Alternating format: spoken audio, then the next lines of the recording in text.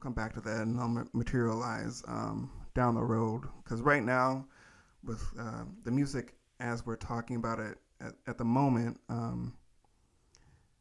W.C. Handy and the next individual, Mommy Smith, um, or Mamie Smith. I've honestly only read her name. I've never heard it pronounced out loud. I've just read it over time, so I don't actually know if it's Mommy or Mammy.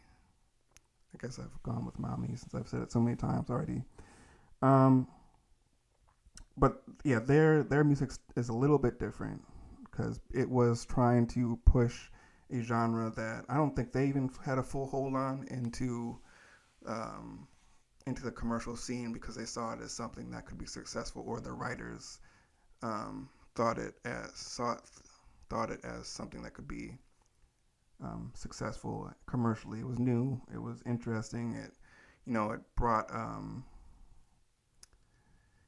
a different sort of flavor to what was music at this point. I think a lot of people saw that potential, and not necessarily what the potential that was people embraced later on, but just the new sound kind of potential and what that brought to the scene. I think is primarily what people were trying to capitalize on at the time. With that said, though, I will say that Mommy Smith and Perry Bradford is the one who wrote Crazy Blues. The Crazy Blues was the first blues commercial hit ever. And Mommy Smith was the singer.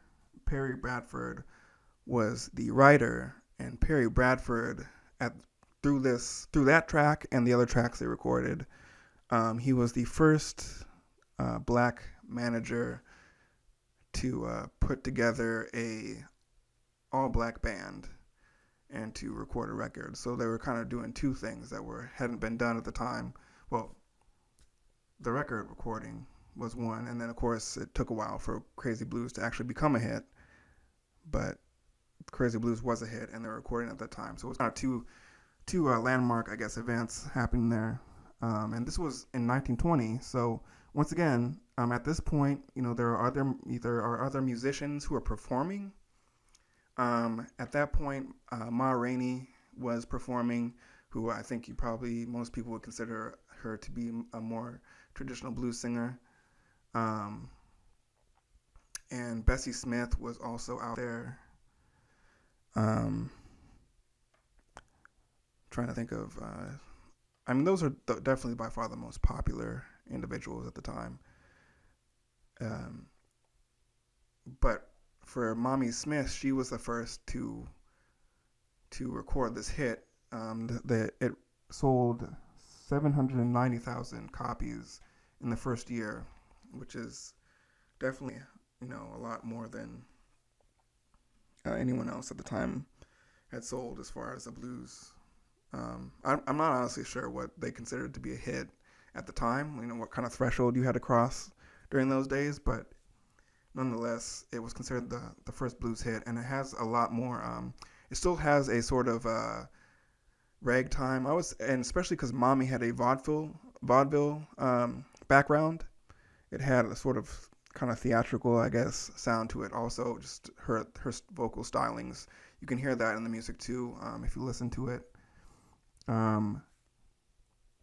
But I think what also made it a little bit more of a blues song is that Perry Bradford, who wrote it, was a little bit more. He was a little bit more in touch, I guess, with what was going on with the black community and some of the race issues, political issues that were going on at the time.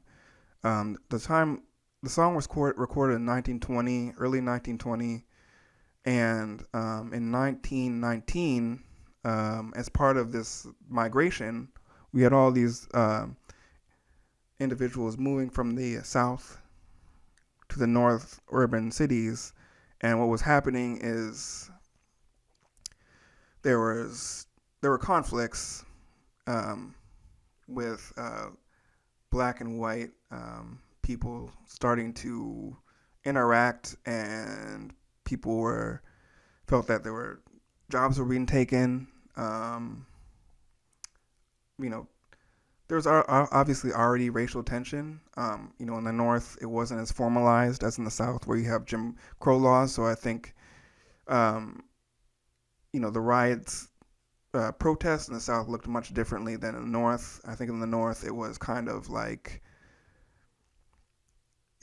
people felt, especially black people felt that there was hope. There was a level of rights because black people had already successfully been working in the North to this point, and it felt like there was pushback because of white people felt at the time there was some scarcity. People are taking jobs, and just overall, of course, there's just racist philosophies in general about intermingling and mixing and people sharing spaces.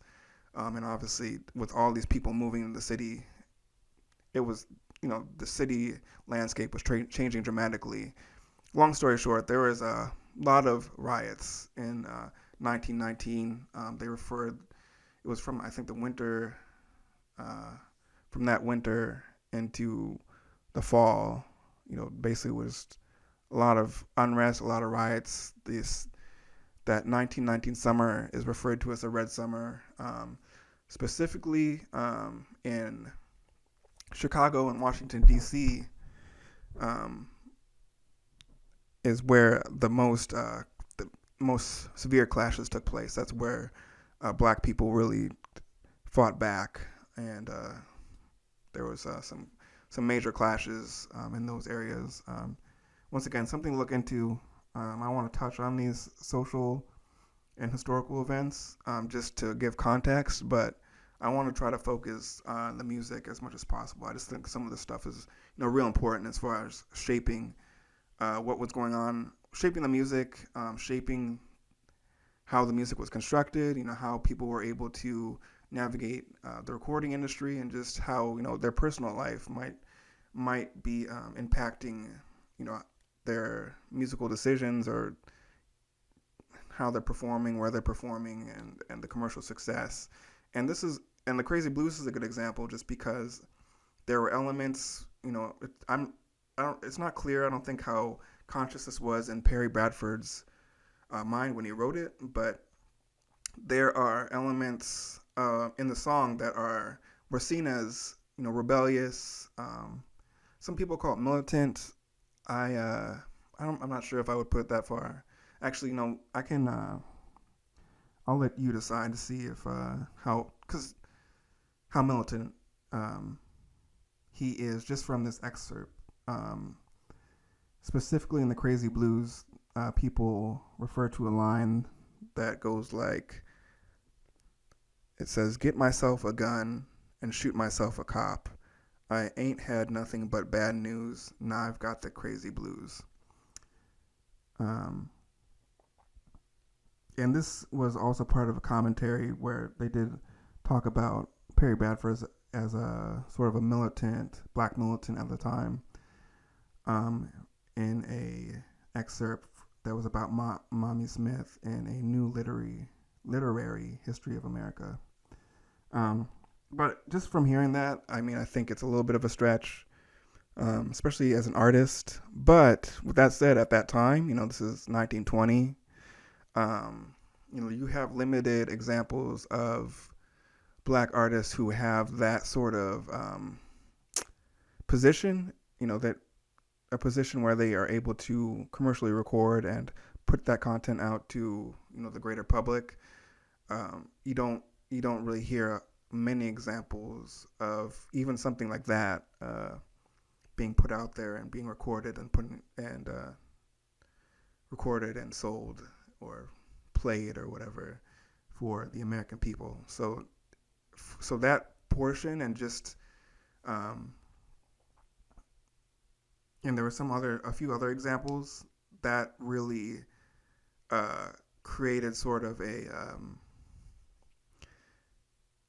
stir that led to, especially people in the black community, hearing someone speak out and something that they related to. There was other songs that kind of touched on some black issues that were going on So hearing something like that coming from the commercial side of music definitely led to more black people buying the record than you would normally see someone buy a commercial record, which was big because at that time record players were just kind of getting being sold commercially.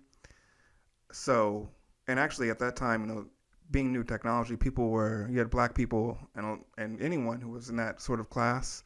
You'd probably be looking at a lower middle class to middle class and under at the time. There are very, very few upper class black Americans at that time, um, comparatively.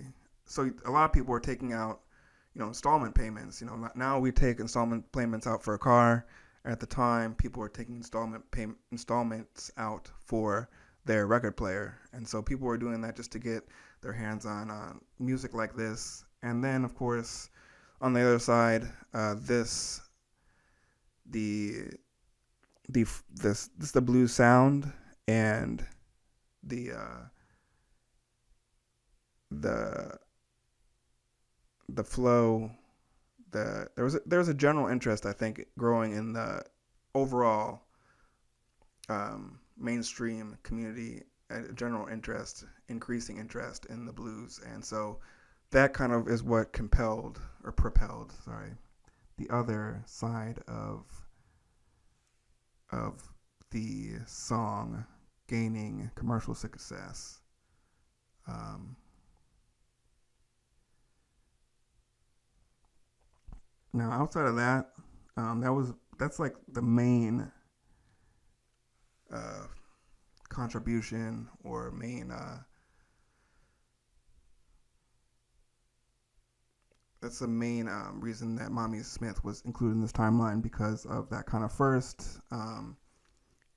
Also Perry Bradford and his contribution to making the song a hit in the black community. Also, because the rest, Mamie Smith overall did not really have a whole lot of commercial success in the blues genre or just in the music genre, commercial music genre in general.